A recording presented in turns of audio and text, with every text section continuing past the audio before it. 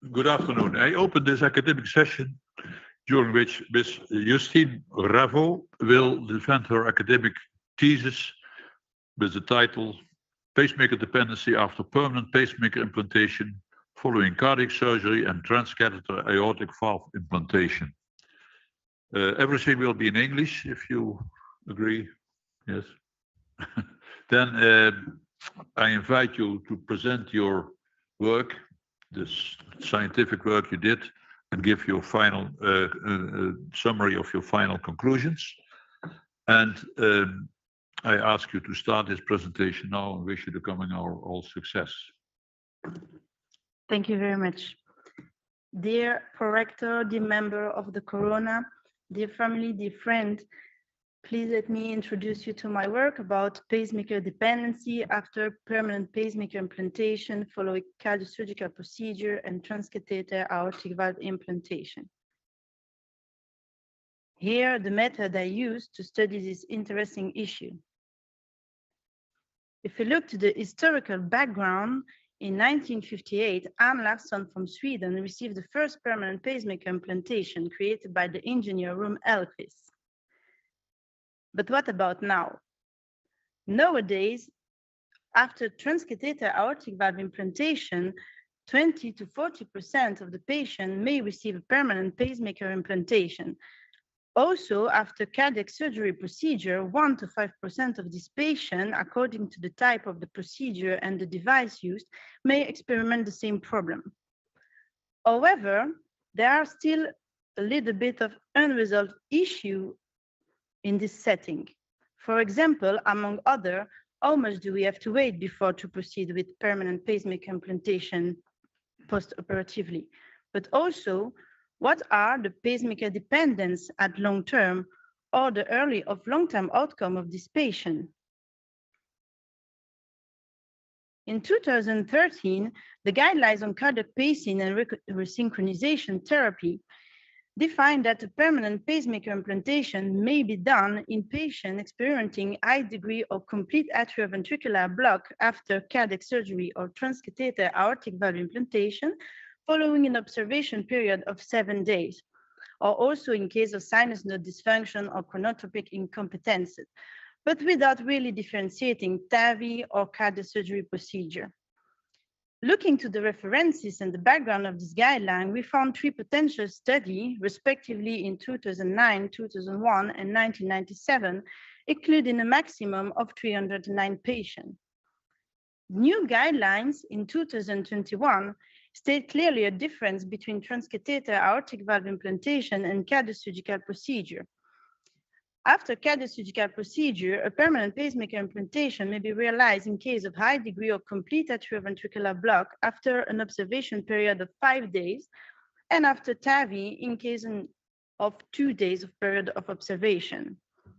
Still looking to the references of this guideline, we found again the 72 patients of the previous guideline, highlighting that only a few progresses have been made in this file. That's the reason why I wanted to study this interesting issue by a step-by-step model. On the first level, we performed some meta-analysis and systematic review of the current literature. On the second retrospective model, we perform international and multinational study. And finally, on the ultimate perspective level, we analyze the current randomized control trial and we build a new one. This thesis contains 8 chapters, and we will run through the main conclusion of this during this presentation. The first chapter investigated the relation of prolonged pacemaker dependency to mortality after cardiac surgery. This is a retrospective multicenter study including 859 patients from 80 centers who receive a permanent pacemaker implantation following cardiac surgery. We didn't include transcatheter aortic valve implantation or congenital procedure in this study. Interestingly, we found a rate of permanent pacemaker implantation lower than 1%. And in almost 40% of these patients, we note a recovery of normal atrioventricular conduction. Interestingly, preoperative sinus rhythm was protective towards recovery of atrioventricular function. More important, in this series, we found a persistence of pacemaker's dependency was associated with a lower long-term survival in this patient. This is the largest data set about permanent pacemaker implantation following cardiac surgery, highlighting a clear mortality rate with permanent pacemaker dependency at long term. This phenomenon brought us to study the same thing in the transcatheter aortic valve implantation patient, and we performed a systematic review meta-analysis from tentative study in the literature, including 18,610 patients. We found a permanent pacemaker implantation rate of 17%, and in the 15th study providing 1-year follow-up, the median pacemaker dependence was almost 50%, with variation across time, as we can see that pacemaker dependency may be the more important at 1 month and then decrease at 6 months or 1 year. By in-depth analysis of procedural and patient characteristics, we found that patients presenting baseline right bundle branch block or receiving self-expandable prosthesis may have twofold greater risk to maintain pacemaker dependence 1 year after the procedure. The third study of this thesis investigates the Dutch National Registry. We performed a retrospective analysis of 778 patients receiving transcatheter aortic valve implantation between 2013 and 2019. We found a postoperative permanent pacemaker implantation rate of 12%, and this rate was also constant in the Netherlands during the study period. By in-depth analysis, 2 protective factors against permanent pacemaker implantation postoperatively, that's to say male sex and story of previous aortic valve surgery, and 5 independent predictors for permanent pacemaker implantation were found. That's to say age of the patient, weight of the patient, higher creatinine serum level, but also transfemoral TAVI access of postdilatation of the valve during the procedure. The same study design was applied to the surgical cohort of the Dutch National Registry, and we analyzed 5,600 isolated surgical aortic valve replacement during the same period. And we found a rate of permanent pacemaker implantation postoperatively of 4%. But interestingly, in contrast with transcatheter aortic valve implantation, the incidence of permanent pacemaker implantation during the study period significantly increased. In-depth analysis provide 4 potential predictors for permanent pacemaker implantation. That's to say, story of previous cardiac surgery, longer extracorporeal circulation time, but also use of vasopressor during procedure and presence of in-hospital cardiac conduction abnormalities. As sex seems to be an important factor in this file, we studied by meta-analysis and meta-regression the impact of sex on permanent pacemaker implantation postoperatively.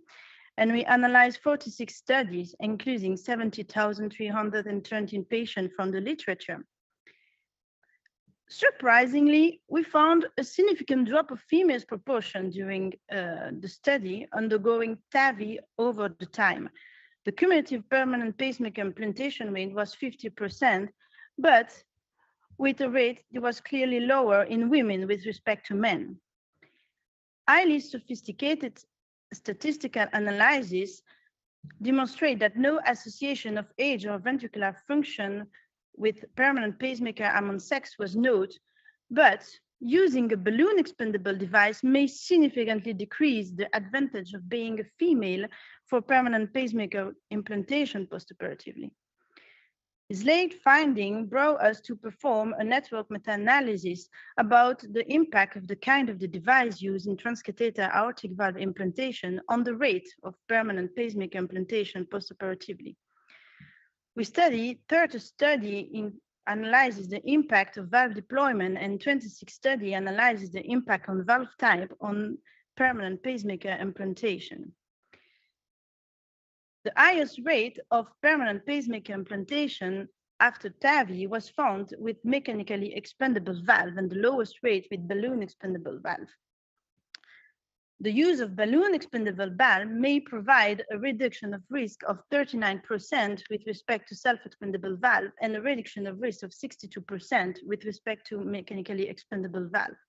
Also, the self-expandable valve in itself may provide a reduction of risk of 38% comparison with mechanically expandable valve.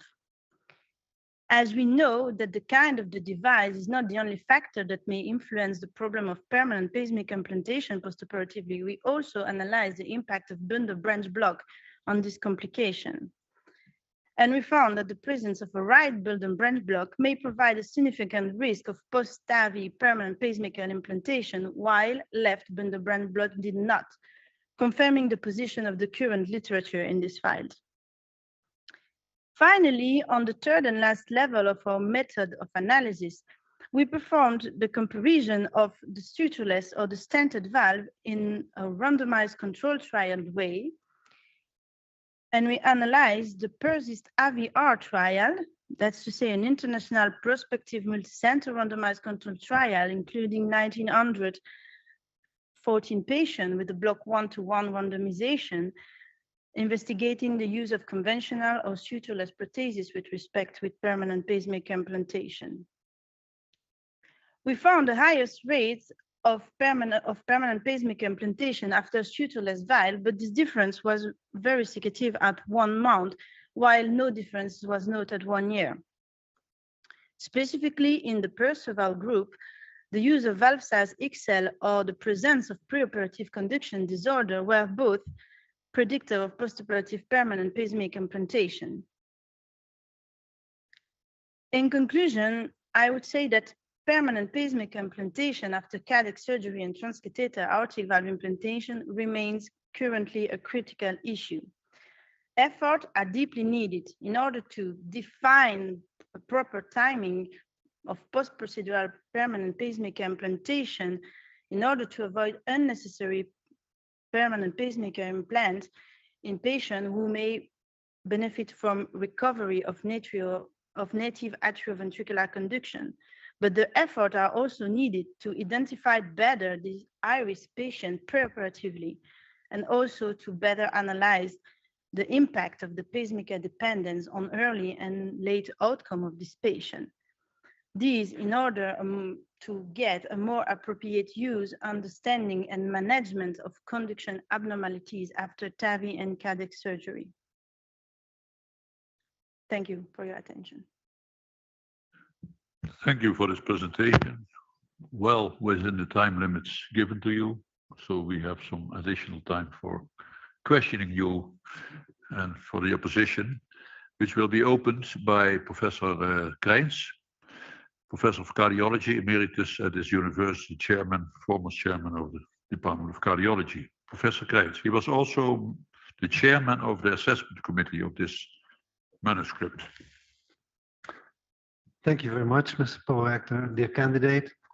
First of all, I would like to congratulate you on this work. I was really impressed. It's a thick thesis. It's not only thick, the content is also really clinically very relevant, and it was a great pleasure to read it. And I also want to commend your supervisors, including Dr. Katz, which I can't see now. But we are here to discuss, not to congratulate you, at least not before we finish the defense. Now, I'd like to ask you on Chapter 9, that's the study you were alluding to, the PERSIST-AVR. Now, the PERSIST-AVR was a non-inferiority study. And it means that you are comparing a new technique, which is, for instance, easier to use. So the suture, this valve is easier to use than if you have the pseudo valve. And the idea is that it's not going to make a difference. Otherwise, you can't prove non-inferiority. So you choose an all-cause mortality and myocardial infarction, stroke, and there was one more, and that was valve reintervention. And this was not different. So at 1 month's time, you find 4% or so this combined endpoint. So that's equal. But my point is, at the end of the day, which means at 1 month, there's a difference in pacemaker implantations, which I find significant. Do you think, as a clinician, that there's a clinical equipoise, knowing that taking this easy-to-use valve and then putting the patient to a risk of pacemaker implantation at 1 month of 10% versus 4%? What's your clinical impression if you see this? Highly esteemed opponent, thank you for this important question. So first of all, I would say, as you mentioned, an easy valve to implant. Percival has demonstrated that a longer learning curve must be done before to be fit to implant. So that's the first point. It's not per definition an easier valve to implant, to my point of view. Okay. And the second point is that permanent pacemaker implantation overall in the literature is underestimated. So the fact that people may say, oh, okay, the Perceval may be implanted because there is non-inferiority and there is better, yeah, but be cautious because there is well-written problem with this valve. This has to be solved, and there is not solved yet. So you agree that it's... I agree that we have to wait results on long term. Nowadays, we know all the non-inferiority result from the first year follow-up study, but the 5-year follow-up study must follow. Okay, so if I would need an operation, you would not advise me the Perceval? At this moment, I have no argument to advise you to give you a Perceval. Okay. Well, my next question is, when I read this chapter, I think they just put in 2 big valves because the XL was a predictive factor for getting a pacemaker. Did the surgeons, because that's what I couldn't understand, and it's my lack of knowledge here that I ask you, did they just put in 2 big valves? So I esteemed opponent, thank you for this important question again. And it may be, but with the difference between Perceval and conventional prosthesis is that in case of Perceval, this is the Perceval which have to adapt to the native aortic valve. In case of conventional, that is native valve, you have to adapt itself to the size of the valve. So if we planned to put a Perceval in a patient, and then we look that only the valve size XL is the valve, the size that we need, we had no choice. We have to go in another way with the stentless conventional. Yeah. So I suppose that the operator of each patient choose the right size in relation with the native aortic valve of the patient, annulus, the native aortic annulus. Yeah, but at the end of the day, you would try to avoid having a large size, so some patients may not be suitable for an XL. Maybe. Or as you write, we need more developments here, and also the valve needs to develop. I also wondered, did you find an interaction between the valve size and pre-operative conduction disturbances?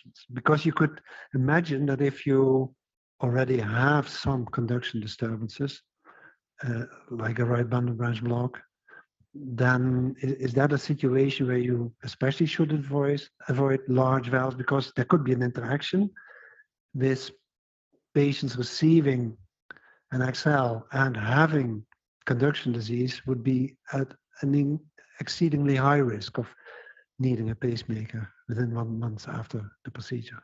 Did you find such interaction?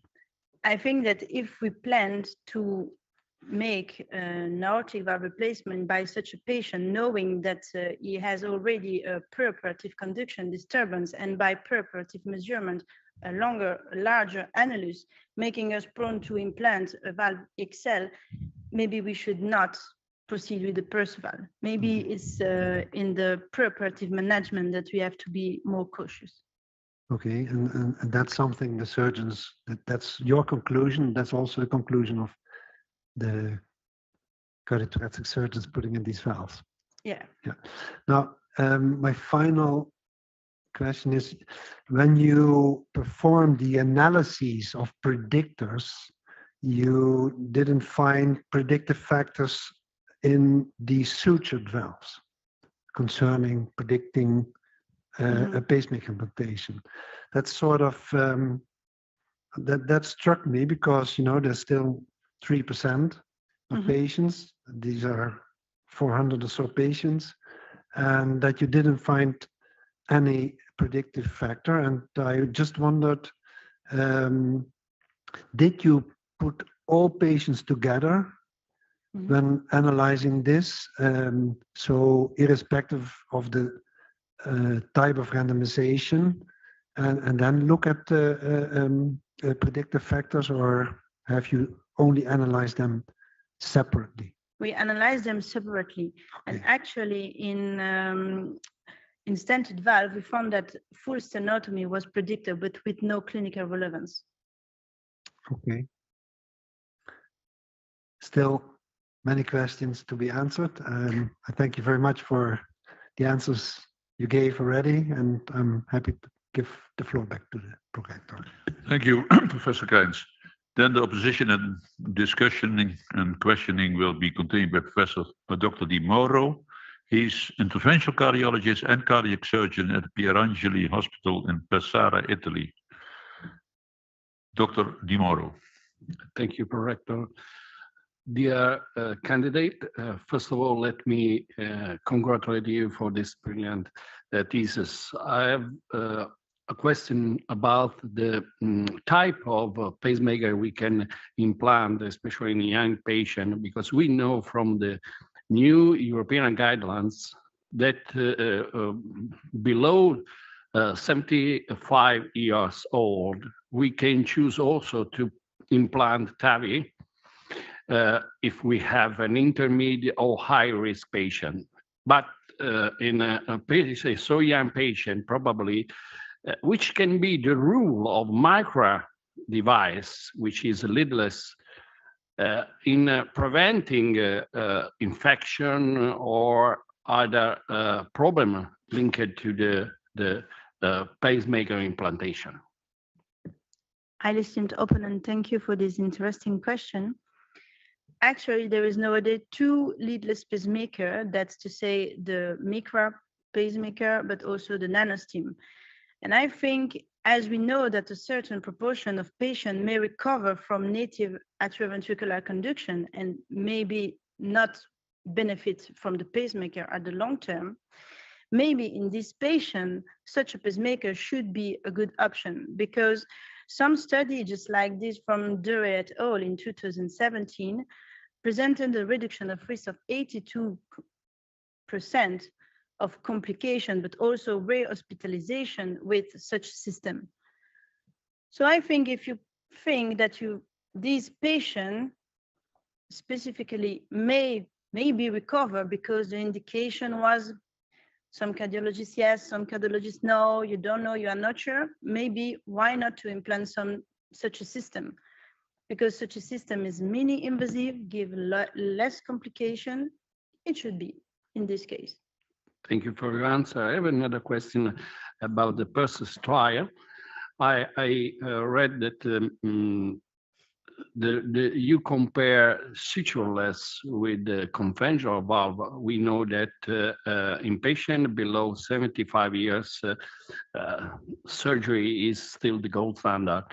And what do you think about the use of suture? Which is the place of sutureless valve? Because in most of cases, the transcatheter valve implantation provoke the PPI need due to the expansion of the annulus, which is the same of the sutureless valve. So, which is the right place for these devices? Thank you for this important question too. So you're right to say that nowadays the conventional stented valve is still the gold standard for surgical aortic valve replacement, and there is a gray zone regarding the use of the Perceval. Now, there are currently three kinds of sutureless valve on the market. That's to say the three F-enabled, the Edwards, Intuitive, and the Perceval. With the Perceval, there is no suture associated. With both of the other, there was 1 or 3 suture. Now, as Professor Kranz just stated, we have only the result of non-inferiority at 1 year. I would say that longer follow-up, like 5 years, is currently needed to better define this gray zone and to better indicate which patient should benefit from the Perceval implantation and from sutureless design. This is probably more, it could be more useful in mini RVR because probably it's easier to implant than a suture conventional valve, but probably we have to choose the right patient. Probably some patient with a preoperative right bundle block is not the right candidate for the sutureless as for the TAVI. This probably is a matter of a new question we will make with the future research. Thank you for your question. I give back the floor to the prorector. Thank you, Dr. Rimaro. Then the next opposition will be done by Professor Buchen. He's a cardiac surgeon at the University Hospital in Düsseldorf, Germany. Professor Buchen, you may take some more time because Professor Di Mauro left some minutes unused. Dear candidate, congratulations for your outstanding thesis and the brilliant presentation today. I really enjoyed it. Nevertheless, I do have some questions. At the end of your presentation, you said we have to identify the high-risk patients better before doing this procedure.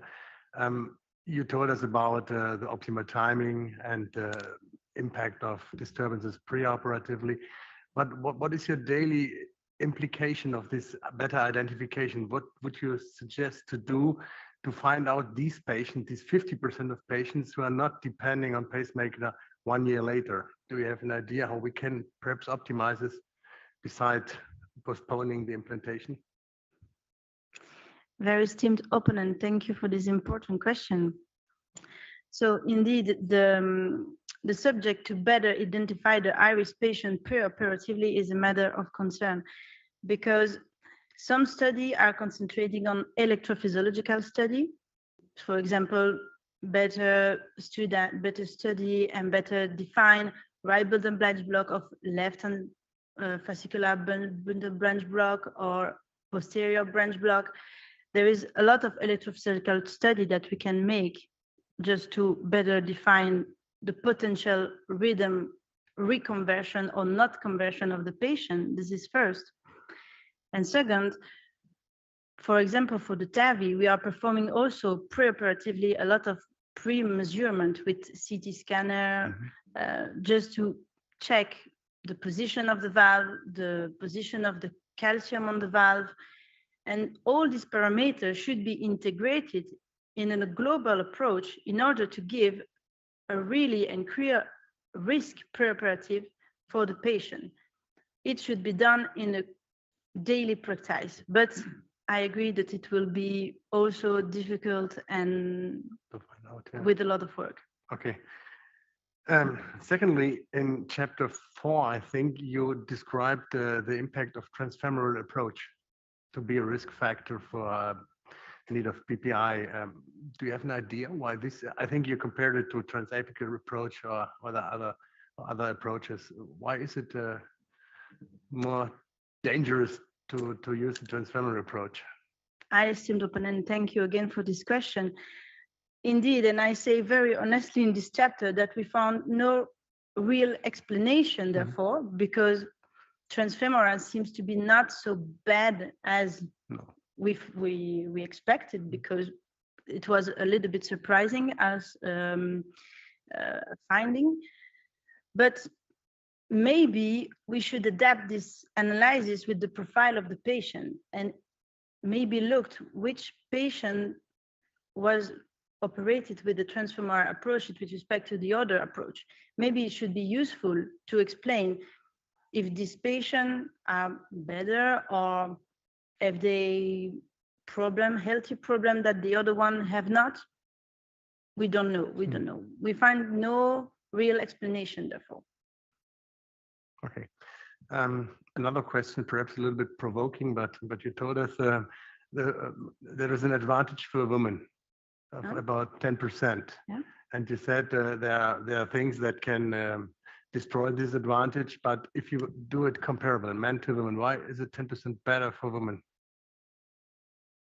The need for PPI. The need for PPI. Is it 10% less in female sex compared to male sex? Do you have an idea for that? So it seems indeed that in general, permanent pacemaker implantation seems to be lower in women. Now, when you adapt for some factor, just like self-expandable valve or balloon expandable valve, this rate may be really influenced by some other kind of device.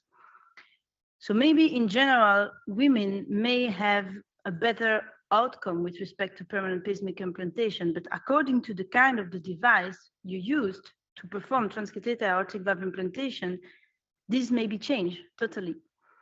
So I would say that more important than define really which kind of device may be used or which kind, it's really time to act and address the gap of sex gender in cardiovascular disease. Yeah. So if we integrate this data with also the preoperative approach that I mentioned before, maybe we should know that in a woman with a larger annulus or with a more extensive annulus with the balloon expandable, pay attention. Maybe just think and choose another way. Okay. And one last question, a thing I couldn't quite understand. You described that the incidence of PPI is the same over the years in TAVI procedures, but it's increasing in surgical aortic valve replacement over the time. What may be the reason for that? That it is more frequent in 2020 compared to 2012? Highly esteemed opponent, thank you for this comment. Indeed, we performed two analyses in parallel, and we found that in surgical aortic valve replacement, there was an increasing of this rate. Unfortunately, given that the Dutch heart registry didn't provide the kind of valve used in this patient, I cannot really conclude that sutureless valve like Edward or Percival may be responsible for that. But I very highly presume that the introduction of the mark of this valve may create an increasing of permanent pacemaker implantation across the year. Okay, I think that's a good explanation. Thank you. Give it back to the prorector. Thank you, Professor Boeken. Then the opposition will be contained by Professor Verbelen. He's a cardiac surgeon at the University Hospital in Leuven, Belgium, and he was also a member of the assessment committee of the manuscript. Professor Verbelen. So, dear Ms. Candidate, it was a great pleasure to read your work, and it was even a greater pleasure to discover at the end that you are also a Belgian citizen. So let me truly congratulate you on this very comprehensive and current work. I have some questions. So first of all, both by reviewing the Dutch database and by performing an excellent meta-analysis, you have identified some risk factors for permanent pacemaker implantation after TAVI.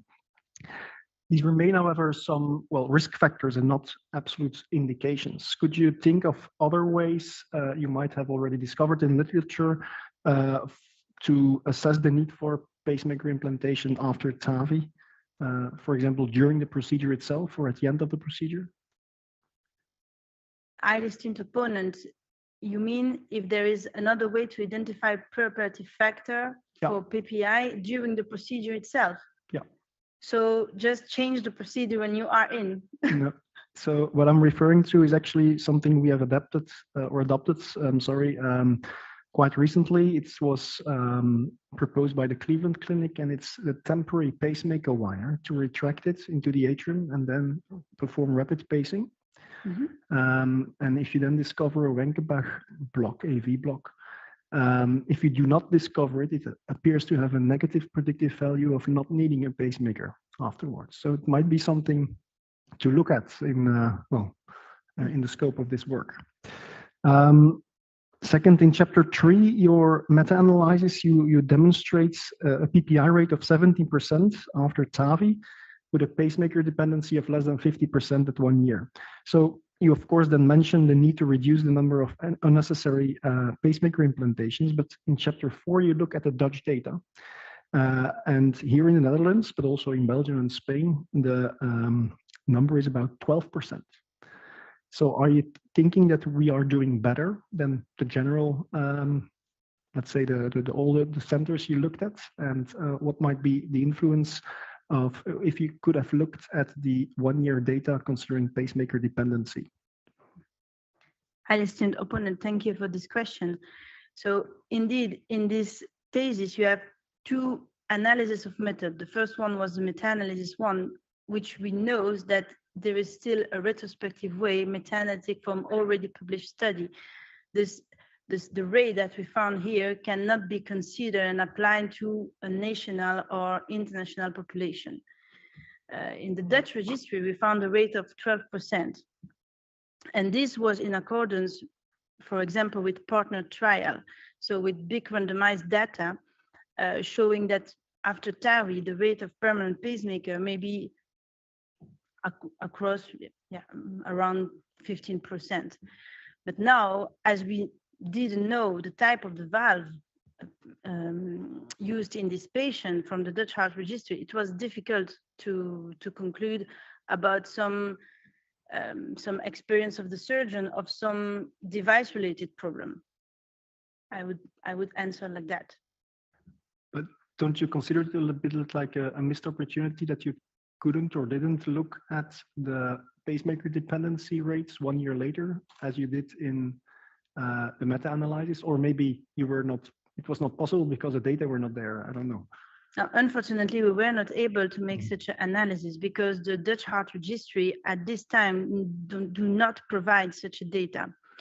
And the Dutch National Registry is currently divided into two different registries, one cardiologist one, a cardiological part, and one cardiosurgical part. And they did not register the same data. That's the reason why we couldn't, unfortunately, very unfortunately, conclude about this very important aspect. It should be very great. Okay, and then to end, I have a statement for you. Okay. In women without right bundle branch block with a severe aortic stenosis, a TAVI procedure using the accurate neo-valve should always be performed. What do you think about that? This is in women. No, it's not on, it's a statement okay. of myself. Sorry. Yeah. Sorry. So I repeat, in women without a right bundle branch block with a severe aortic stenosis, a TAVI procedure using the accurate neo-valve should always be performed. Thank you, highly esteemed opponent, for the interesting citation. I just have a problem with the words always, because I think it might be some indication in certain cases. But we know from, I repeat, from meta-analytic results that balloon expandable maybe worsens the impact of permanent pacemaker implantation, especially in women. So I should say maybe cautious and not say always. And I'll give the word back to the prorector. Thank you, Professor Verbelen. Then the questioning and the discussion will be continued by Professor Prinsen, Emeritus Professor in Electromechanics of the Heart at this university. He was also a member of the Manuscript Assessment Committee. Professor Prinsen. Dear candidate, congratulations with the thesis. It's impressive work. I'm not an expert in meta-analysis, but it looks quite high level. One of the best I've seen. So congratulations also for your supervising team. But of course, I have some questions. And my first question is that if we look at chapter 2, you showed that a pacemaker dependency creates or is related to a higher mortality. Now, my question is, first question is, what is the chicken and what is the egg? Is it because the patient, because you show in the table 2 of that chapter that the patients with a higher pacemaker dependency also have more comorbidities.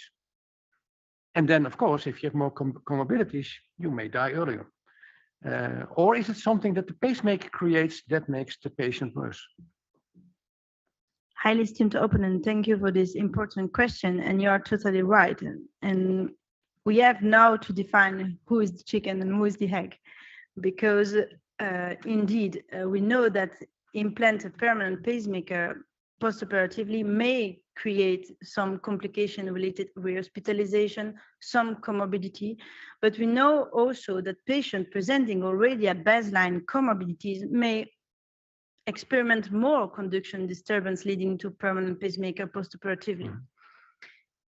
So now what the literature say and what this study demonstrate is that implanting a permanent pacemaker postoperatively may have really an impact on mortality, because these patients probably have more rehospitalization rate, more complication also related to the pacemaker, and then create a really an healthcare outcome.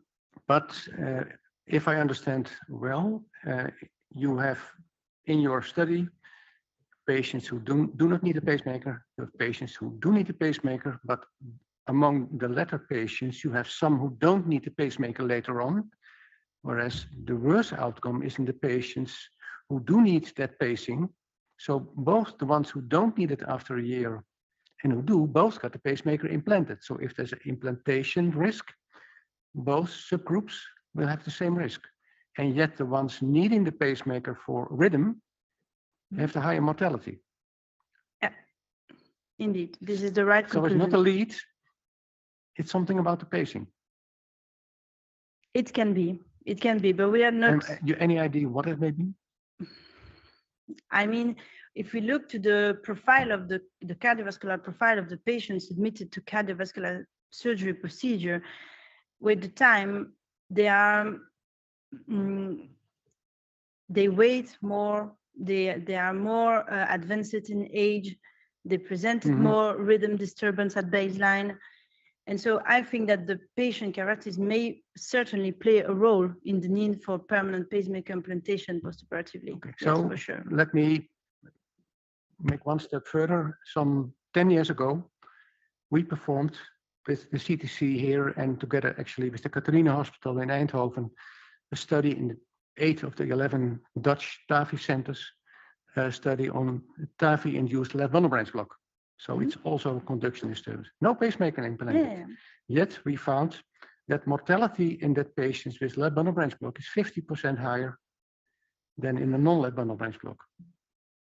And what is common in pacemaker patients, which is usually the right ventricular pacing, and left bundle branch block, is that they both have the same kind of abnormal ventricular activation pattern, dysynchrony. And so I was, do you think that's maybe the explanation for your continuous pacing results? So thank you for this question.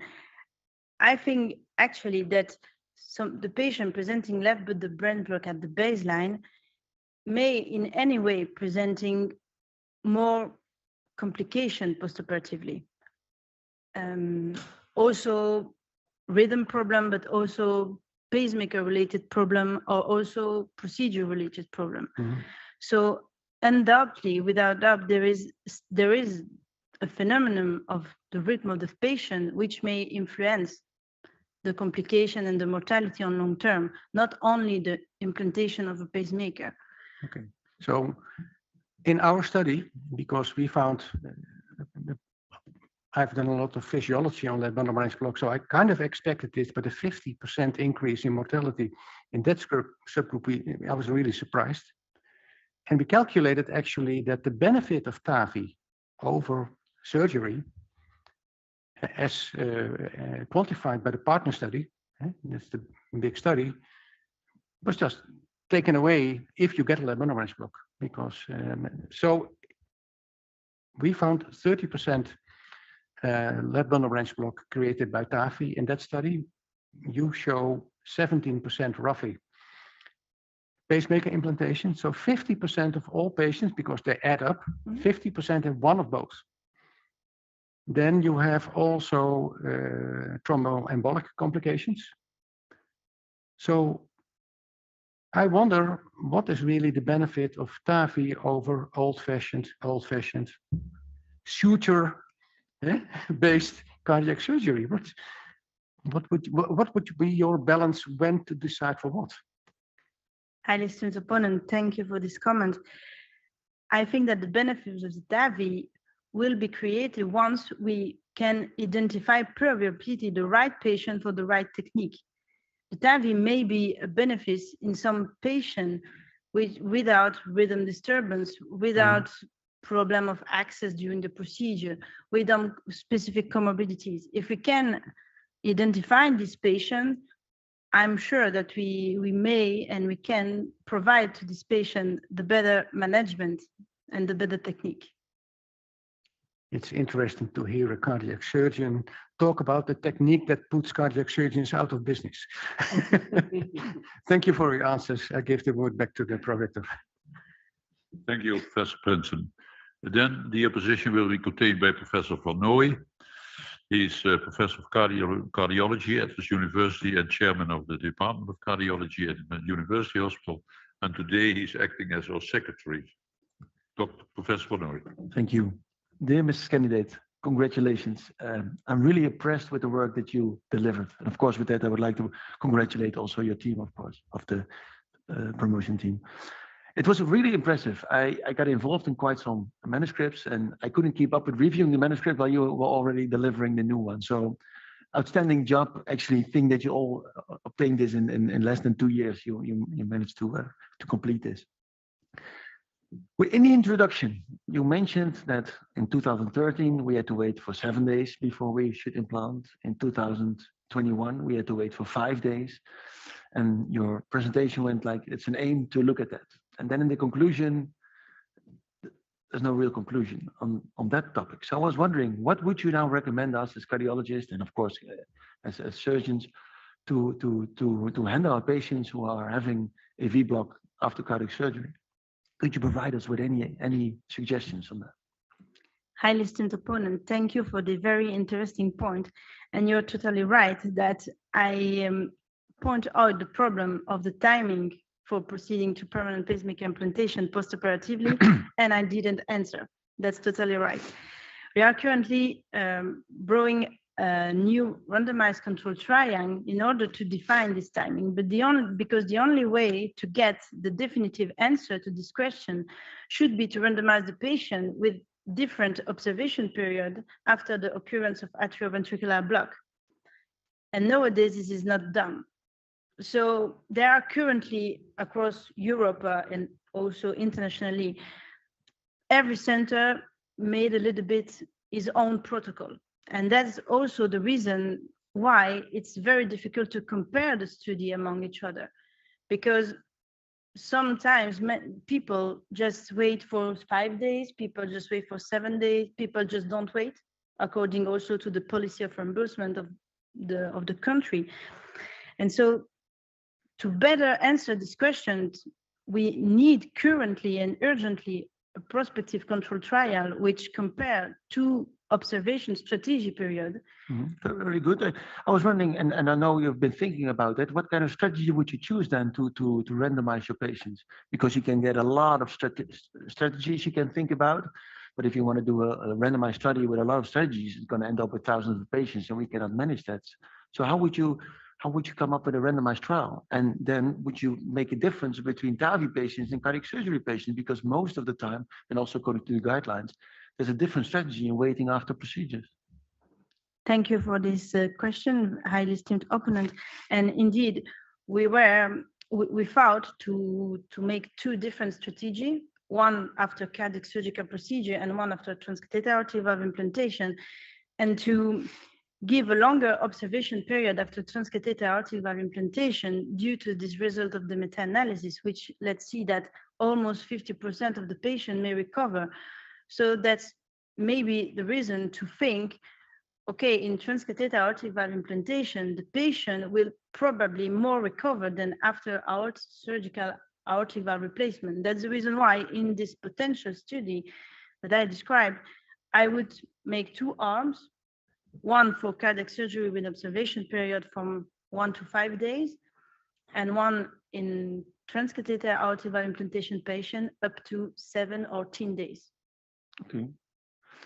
What I was actually thinking about when I read your thesis is that we try to implant as cardiologists, but we never take something out. The same as starting medication, it's much harder to stop medication rather than to start medication. Did you ever consider taking out pacemakers in patients when they recover? Because we know, what my experience is at least, within 1 year and at least less than 6 months, it's quite easy actually to get a pacemaker out. Did you incorporate that in the hypothesis of your trial, or should you think we should go in that direction, maybe taking the pacemakers out after a while?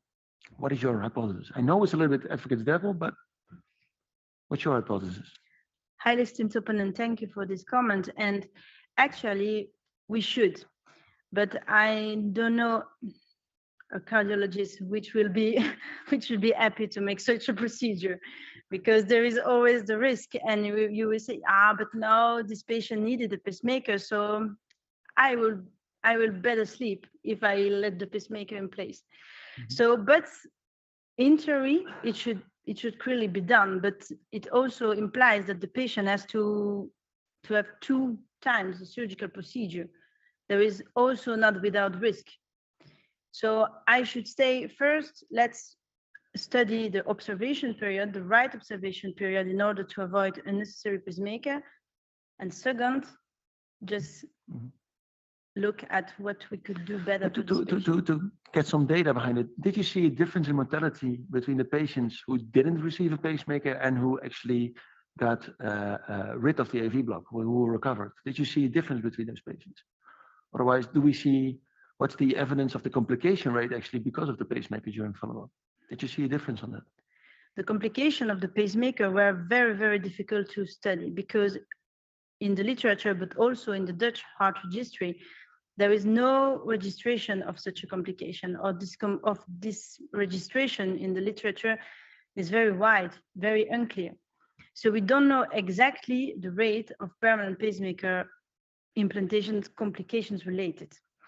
So also emphasized by the Danish registry of complication after ICD device implantation, there is currently a clear underestimation of this proportion.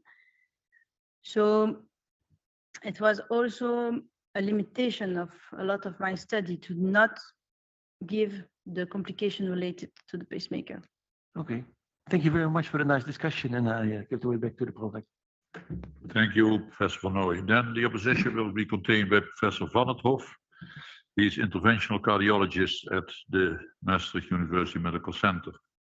Professor Van het Hof. Thank you, Mr. Prorector. Dear candidate, I also want to congratulate you on this very impressive work done with the speed of a motorcycle, I should say, and also want to congratulate your both the promoters. I want to start and asking one of your Paranympha to read statement number 5.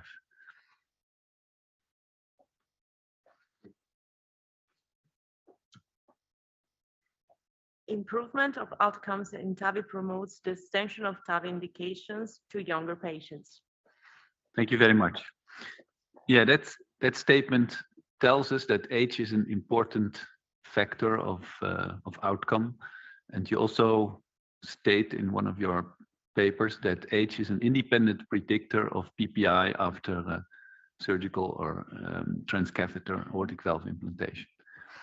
What would you expect when surgery of the aortic valve was done in a patient population which is 10 to 12 years older than so comparable to the TAVI population, because in chapter 3 you state that the average age of the surgical population is around 68 years. And in chapter 4 you mention that the age of the TAVI population is around 79 years, so 11 years older. Would you expect also in the surgical population of 79 years old a comparable PPI rate as compared to the TAVI, or you don't? Highly esteemed opponent, thank you for this very interesting point. And I think that probably the rate of permanent pacemaker implantation after surgical aortic valve replacement in older patients will be higher than what I described in the current cohort, but not totally comparable to the TAVI technique due to technical and procedural aspects during the procedure, because we don't have to forget that after surgical AVR, aortic valve replacement, the native aortic valve is kept down and way out of the native annulus, while in the TAVI, this is left in position and just with radial force is compressed by the new valve. Yeah. So this can create a different situation. Yes. Yeah. Do you expect, for example, that a surgical aortic valve replacement is then comparable to a balloon expandable TAVI procedure? So not a self-expandable, but a balloon expandable. Do you think these mechanisms are more or less comparable? Thank you for this interesting question, highly esteemed opponent. I think this is not totally comparable, because in TAVI, no matter the device you use, self-expandable, mechanically expandable, balloon expandable, you don't have the right vision of what you are doing. By surgical aortic valve replacement, you see perfectly where you suture, and you see also the injuries that you can make to the valve. With the TAVI, you can just approximate it, and that will never change. Yeah. So now in some sutureless valve, as Edwards intuitive valve, for example, which use a balloon inflation during the procedure, there we can a little bit compare with the Transcatheter aortic valve 1. Yes, as an interventionalist, I'm totally aware that I can induce a lot of damage to this aortic annulus, but I'm very glad that the surgeon can work more in detail and prevent these things, I am sure. Another question is if you go to page number 41 to figure 1, I just want to elaborate on this mortality benefit associated with recovery of sinus rhythm. So it's 47, sorry, figure 1. In this panel B, you can see that this difference in long-term mortality is more significant with regard to non-cardiac mortality. And you were discussing also with Professor Prince about the mechanism behind this higher mortality at the long term. Wouldn't you expect, when you expect this is a cardiac related problem, would you expect then cardiac mortality to be significantly better in these patients with recovery of conduction disturbances? Highly esteemed opponent, thank you for this interesting question. Indeed, in patients with permanent pacemaker implantation and recovery of atrioventricular function, it seemed that the conduction disturbance is only transitory because they recovered. So probably the effect on, for example, heart function or ejection fraction of an inadequate pacing may be not the right mechanism to explain the cardiac-related mortality in this patient because they recover of their native atrioventricular function. So some other kind of characteristics may perhaps explain this higher mortality in this patient. You may very briefly finalize your answer if you wish. You may also remain silent. Okay. Thank you for this comment, Professor Van Dok. Okay. I thank you very much for your answer. Thank you. Okay, so this means the end of the opposition and the possibility for you to answer questions. The committee will withdraw and discuss the quality of your manuscript or the book and your defense. And I ask you and your company to remain in this hall until we return with our final answer.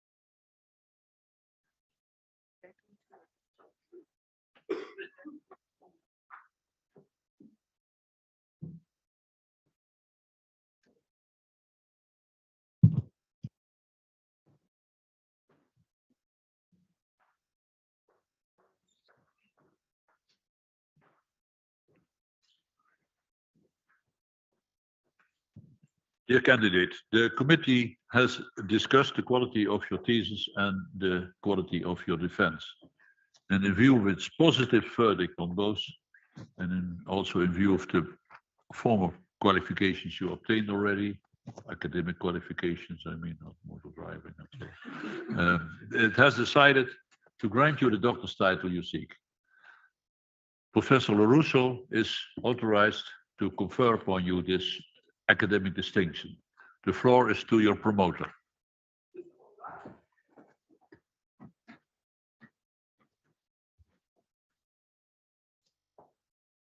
Thank you, Mr. Director. Do you promise? Also use also this microphone, otherwise. Yeah. Do you promise to work in accordance with the principle of scientific integrity at all times, to be careful and honest, transparent, independent, and responsible? Yes, I promise. By the authority vested in us by law and in conformity with the decision of the committee here present in presence, I hereby confer upon you, Justine Ravaux, the degree of doctor and grant you all rights attached by law, custom, and law. And as evidence of this, you will receive the degree certificates signed by the rector and all the Corona members, the secretary, supervisor, and the official seal of the university as shown here.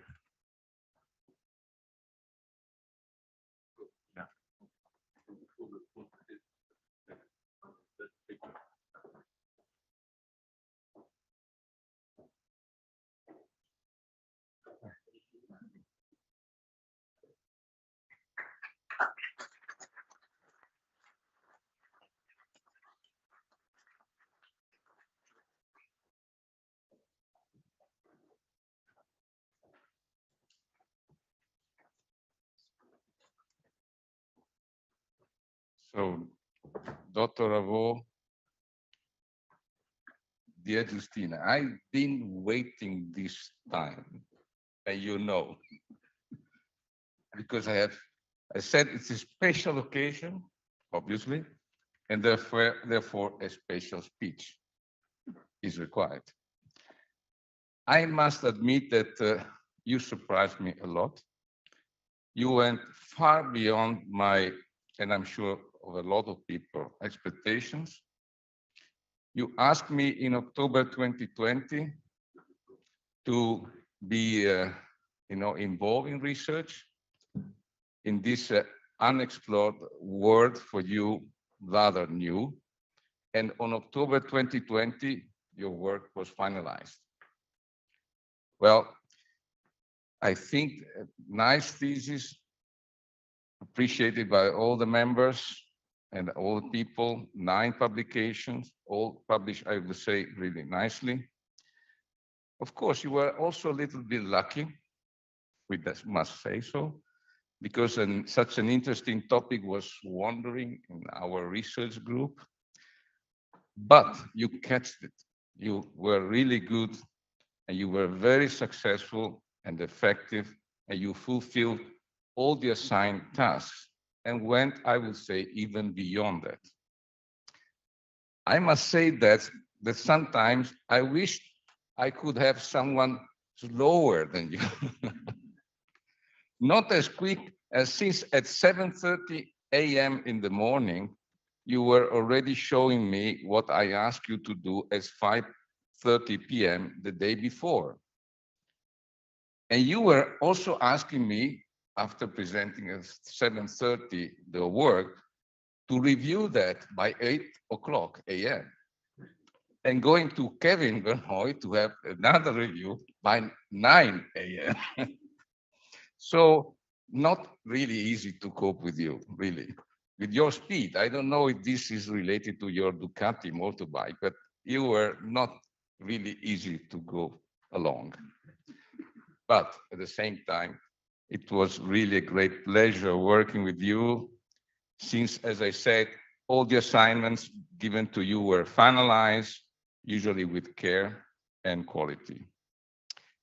Well, I do not know if you will continue your journey along the perilous pathway of research. I hope so, really, I do hope so, because you have a brilliant mind, you have really your creativity, and you should proceed in that direction. But you must learn a little bit of diplomacy, of caution, which is really not your best virtue, pushing the boundaries of your colleagues and asking all the co-authors of papers to be at your speed and sometimes to even review the papers the day before. So accept more advices and watching the world around you with a little bit more blue collar. You know what I meant. I think you were, again, also lucky, not only about the topic, but because I will say, I must say so, that you met a special group of people in your research. And I want publicly to really thank Silvia and Michele, who were with you, working a lot on statistics. And so I think it was really a teamwork, and that I wanted to acknowledge that, besides congratulating to you.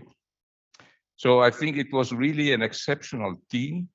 And I think the research was also done in such a short way because really it was done with the teamwork. So I wish you all the best for your professional career, but also for your, really, I would say, I found yourself very good in listening to your peers, putting black on white and writing the proper way what you heard during the research meeting. This is not an easy virtue to have, and you had it. I also hope that you will keep on bringing along your creativity. And this is something I want to state. Like the study on patient rhythm, who could have been considered in some other places an argument for hospitalization, but your hospitalization, not of the patient. When you ask the patient to play the rhythm at the desk of the polyclinic of patient with a pacemaker, well, I wish I could see the face of the patients where you were asking to play that rhythm. Really amazing. And what was even more amazing, that the ethical committee gave the permission to do such a study. Very amazing. So this is really a proof, in my point of view, of the combination of visionary and really support of research by the Maastricht Ethical Committee. Don't you agree? Yes. So pacemaker rhythm, a nice mixture of machine and natural attitude or natural, attitude of the patient. But you went through that with dedication, motivation, sometimes finding also unexpected, I think, allies. I think that NHR must be, and knowledge was really precious to you and to us, and which gave us the possibility to work on precious data from a national standpoint. Your thesis was a very nice piece of work, 9 papers, all nicely published, and now with the responsibility to start maybe a randomized control trial. So our ideas maybe past were not so crazy to work on this topic. And despite the initial skepticism, I think nowadays these topics represent a relevant field of clinical research in cardiology and cardiac surgery. And that's the reason why I do hope you will continue, because we must be in the forefront of such research. So, Justine, get along, maybe also with your Ducati motorbike, pushing maybe the lazy partners and maintaining your efficiency and enthusiasm in your future career. So again, First of all, I would like to also thank Jos and Suzanne for the support. And I would like also to congratulate, obviously, not only you, but your family, colleagues, and friends from this well-deserved achievement. And I will remain always curious to see what kind of other creative work and research you are going to do. But please be sure to warn me and the patients in advance about your very creative ideas for research. Congratulations again.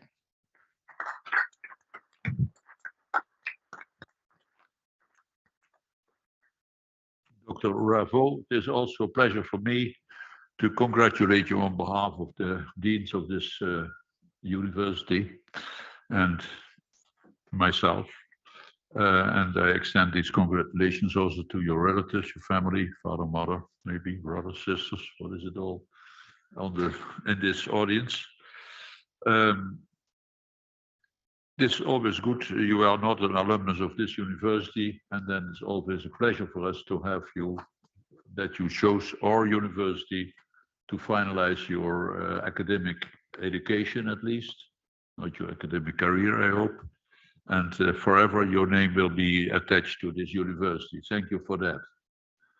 And as now thanking others, then I can also thank Dr. Di Mauro and Professor Boeken, the two, and Professor from Leuven, Verbelen, all guests from other universities to be here and participate and contribute to this present ceremony. Then there is some additional technical information before I close this meeting. Normally, we make a nice picture of the whole group on the staircase in the hall. Is there anybody prepared for that? You have cameras with you? Yeah. Oh, yeah. Yeah, okay. Because now it is allowed again. During the COVID restrictions, we didn't do that. And it is also a pleasure to start this tradition again.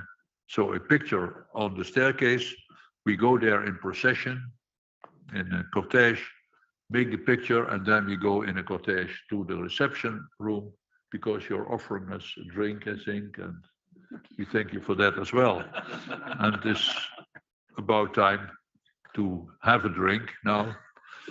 I'm sorry for Professor Larusso that he had not enough of the only thing I know from Italy, dolce far niente. He was always hurried up, and you never had any moment of rest. But now he can take that rest. I nearly said rest in peace, but that is what I meant. Okay, I close this session now, and we go to the reception. But first, a picture. Are you ready for the picture?